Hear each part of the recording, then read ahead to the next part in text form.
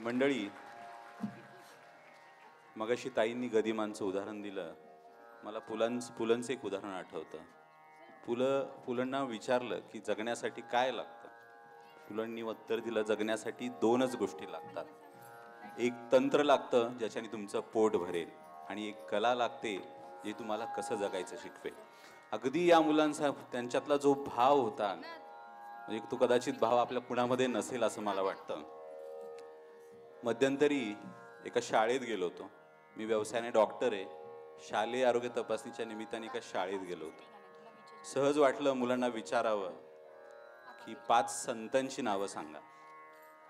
सांगितलं त्यांनी. Saint Annie, saint Helen, saint Patrick, saint Xavier's. खऱ्या अर्थानं यांना ज्ञानोबा तुकोबा आपण कधी शिकवणार आहोत हा मला प्रश्न पडला. नाहीतर आमचे एक वारकरी मित्र आहेत, त्यांना विचारतो, माऊली काय चाललंय? ते म्हणतात, ज्ञानबा तुकाराम आणि संध्याकाळी गुलाबजाम. तर खऱ्या अर्थाने कुठंतरी बदलणं गरजेचं आहे.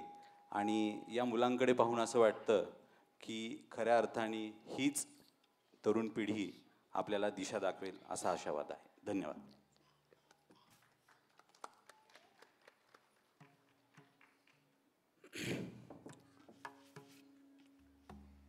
आकाशात पतितं तोयम यथा गच्छन्ति सागरा सर्वदेव नमस्कारम केशवम प्रति गच्छन्ति.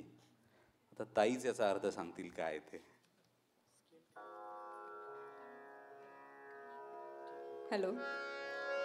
जसा आकाशातनं पडलेला प्रत्येक थेंब हा सागरालाच मिळतो, तसं कुठल्याही देवाला भक्तिभावाने नमस्कार करा, तो त्या कृष्णापर्यंत अगदी सहज पोहोचतो. शेवटी मंडळी, तत्व तरी काय? राम असो, कृष्ण असो, आपला विठ्ठल असो, तत्व आहे एक आणि रूपं आहेत ती विष्णूचीच. आणि मला वाटतं विष्णूचं रूप असो, लक्ष्मीचं रूप असो, ती याच्यापेक्षा वेगळी ती काय असतील? एकदा जोरदार टाळ्या या लहानग्यांसाठी.